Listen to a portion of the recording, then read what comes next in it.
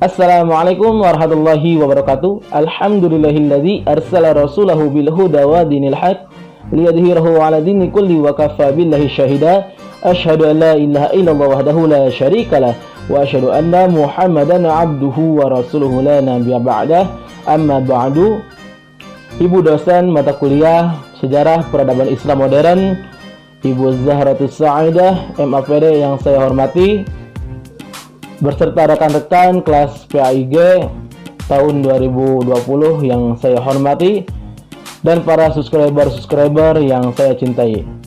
Alhamdulillah, puji syukur kita panjatkan kepada Allah Subhanahu wa taala yang senantiasa telah memberikan kepada kita selaku nikmat iman, nikmat Islam, terutama nikmat syahadat walafiat, sehingga kita bisa berkumpul kembali, beriung, berdiskusi pada mata kuliah Sejarah Peradaban Islam pada hari ini.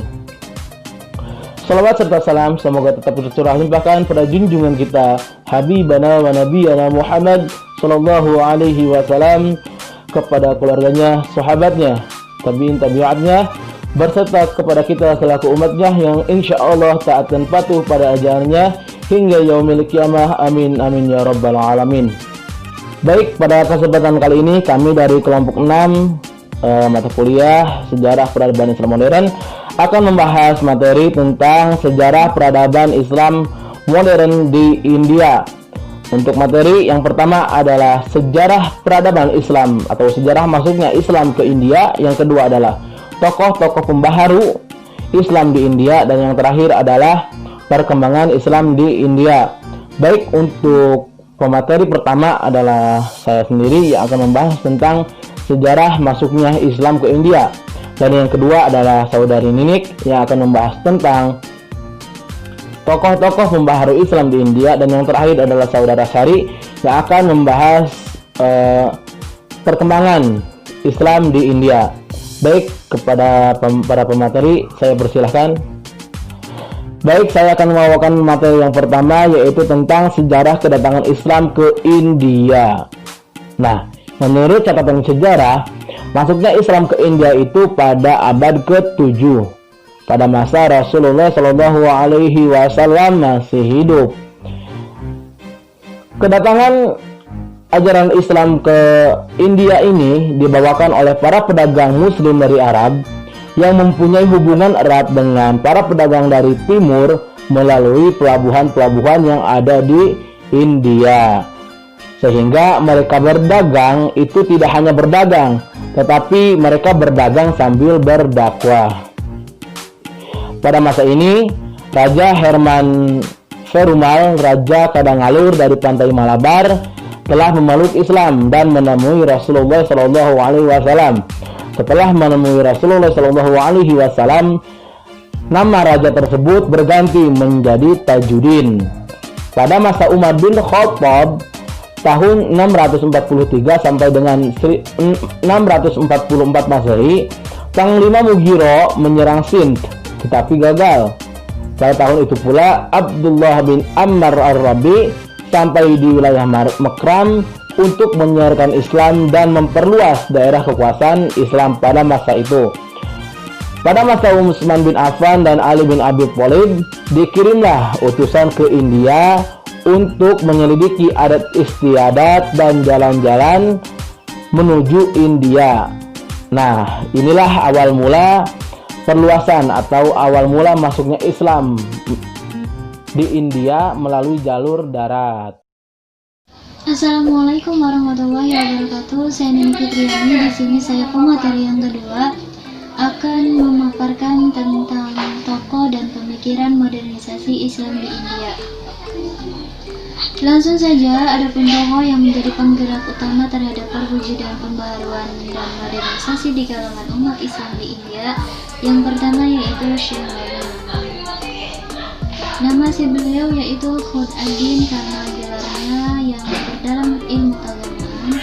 Beliau lahir di Delhi pada tahun 1703. Adapun ide pemikiran Syekh Waliullah di antaranya yang pertama yaitu dalam konsep pemerintahan. Syekh Waliullah berpendapat bahwasanya sistem khalifah yang pernah dirintis di zaman Khulafaur Rasyidin harus digaungkan kembali. Kemudian ide pemikiran yang kedua yaitu perpecahan umat Islam karena perbedaan aliran dari mazhab serta pertentangan antara golongan Syiah dan Sunni.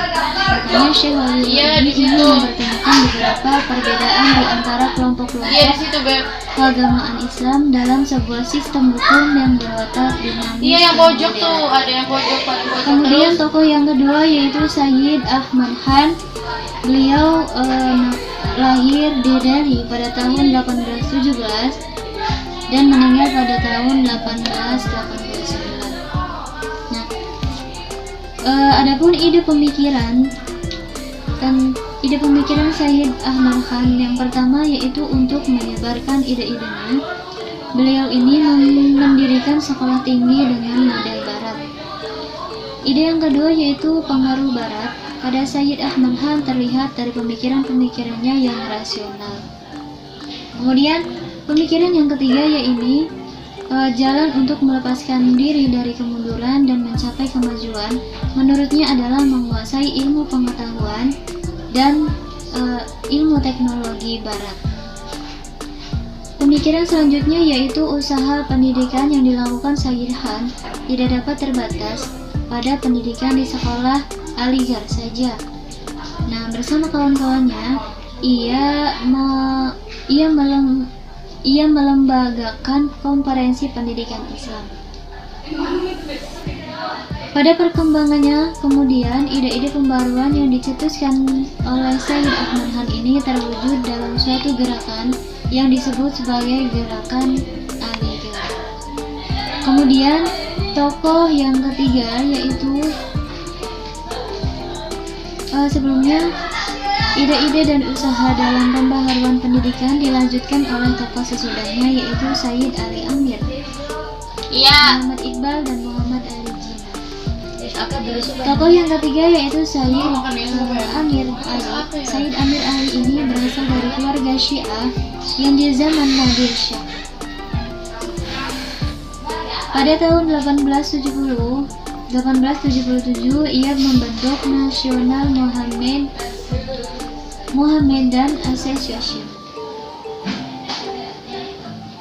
sebagai wadah persatuan umat Islam dan untuk melatih mereka dalam bidang politik. Kemudian Sayyid Amir ini untuk memajukan umat Islam, ia berpendirian tidak ingin bergantung atau berkiblat kepada ketinggian dari kekuatan barat seperti halnya dengan Sayyid Ahmad Khan.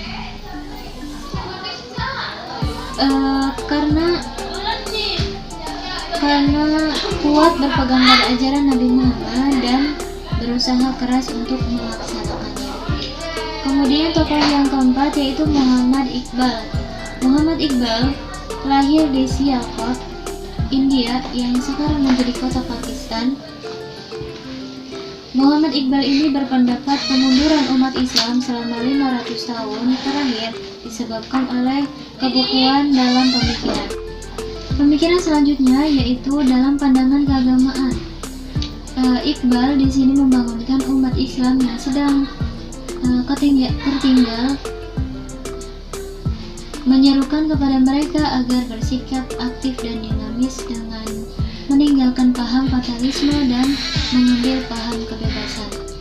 Menurut Iqbal juga, hidup itu bukan untuk dikompetensikan, namun harus dijalani dengan penuh semangat. Di India, karena di India terdapat dua umat besar, demikian menurut Iqbal, India pada hakikatnya tersusun dari dua bangsa, bangsa Islam dan bangsa Hindu. Umat Islam India harus menuju pada pembentukan negara tersendiri terpisah dari negara Hindu di India. Tetapi yang patut diangkat adalah bahwa bibit ide untuk membentuk negara tersendiri sebelumnya sudah ada, sebagaimana dalam ide politik yang dikemukakan oleh Sayyid Ahmad Khan. Tetapi ide dan tujuan membentuk negara tersendiri diumumkan secara resmi dan kemudian menjadi tujuan perjuangan nasional umat Islam India pada masa Muhammad Iqbal dan Muhammad Ali Jinnah. Selanjutnya, mereka lah yang memperjuangkan sehingga Pakistan mempunyai wujud, yakni berdirinya negara Islam di Pakistan yang terpisah dari India.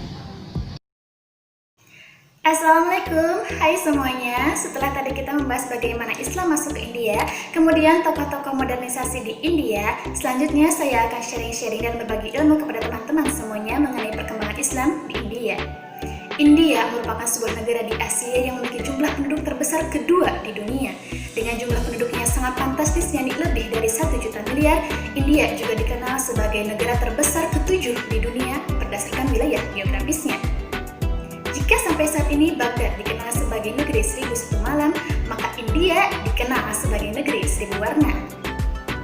Salah seorang sejarawan pernah berkata, bagaikan pelangi raksasa, negara yang membentang di daratan seluas 3 juta lebih persegi kilometer ini memiliki begitu banyak warna.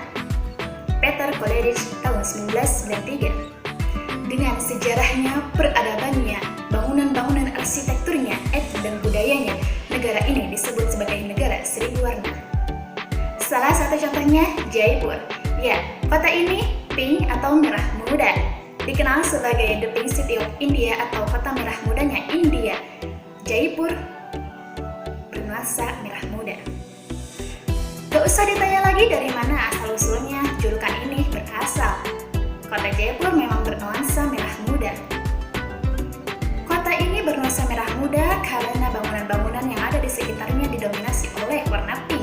Gak semuanya memang benar-benar pink sih. Ada yang agak peach atau sedikit koral. Tapi keseluruhannya memang didominasi oleh warna pink. Di India sendiri, agama Islam menjadi agama nomor 2 terbesar di India setelah agama Hindu.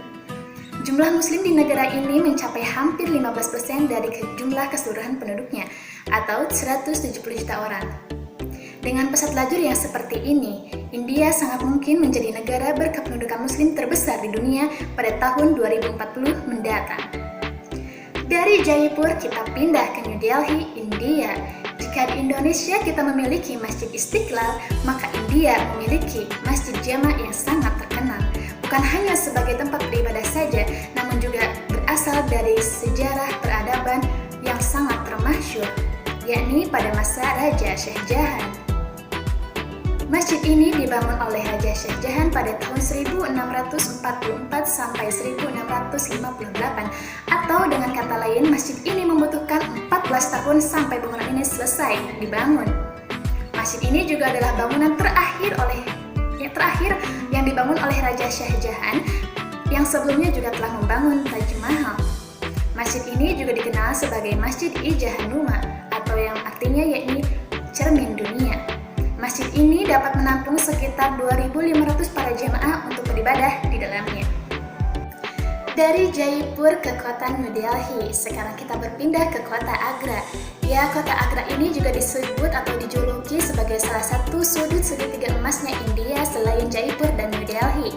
Di sini, di kota Agra terdapat bangunan bersejarah yang sangat terkenal dan paling populer dikunjungi oleh para wisatawan. Ya, bangunan itu adalah Taj Mahal, di mana Taj Mahal ini dibangun oleh Raja Shah Jahan karena rasa cintanya kepada istrinya yakni Mumtaz Mahal. Saat itu beliau mempersembahkan Taj Mahal ini kepada istrinya yang telah meninggal. Di tahun 1983 Masehi ini, Taj Mahal ditetapkan sebagai situs warisan dunia oleh UNESCO untuk menjadi permata seni muslim di India.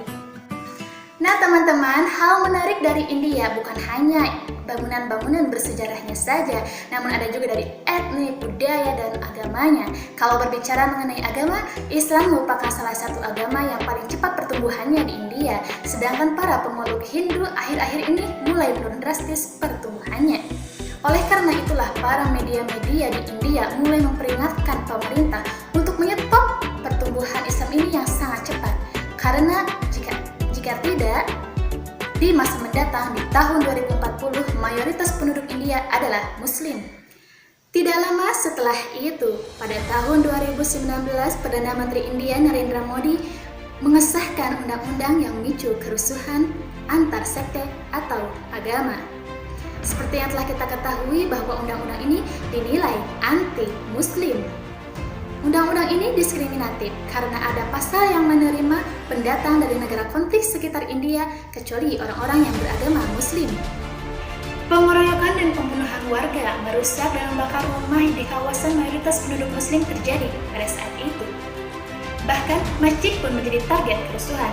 Mereka merusak pengeras suara dan diganti menjadi bendera Hanuman dan bendera India. India juga menghapus status semi otonom Kashmir pada tanggal 5 Agustus 2019, disertai dengan pembatasan pada hak-hak sipil, penangkapan massal, pemblokiran internet, dan penutupan masjid. Sehingga pada saat itu, di sana para muslim tidak dapat sholat di masjid ataupun beribadah di sana selama kurang lebih 4 bulan lamanya. Wallahu a'lam bishawab. Semua ini terjadi tentu saja karena izin Allah Subhanahu wa Ta'ala. Namun Allah Subhanahu wa Ta'ala tidak membiarkan satu hal pun terjadi tanpa apa-apa atau dengan sia-sia. Di dalamnya terdapat pelajaran bagi kita yang mempelajarinya. Oleh karena itu, marilah kita berdoa agar agama Islam tetap utuh dan berkembang di seluruh belahan dunia, dan kita sebagai umat muslim tetap saling bertoleransi dan memegang utuh tali silaturahmi antar umat beragama. Semoga pembahasan kali ini dapat bermanfaat bagi kita semuanya. Apabila ada perkataan saya yang benar, itu datangnya dari Allah Subhanahu wa Ta'ala, dan apabila ada perkataan saya yang salah, itu datangnya dari saya sendiri yang ilmunya masih dangkal. Akhirul kalam, saya Saranu Fitriani undur diri. Wabillahi taufiq wal hidayah. Wassalamualaikum warahmatullahi wabarakatuh.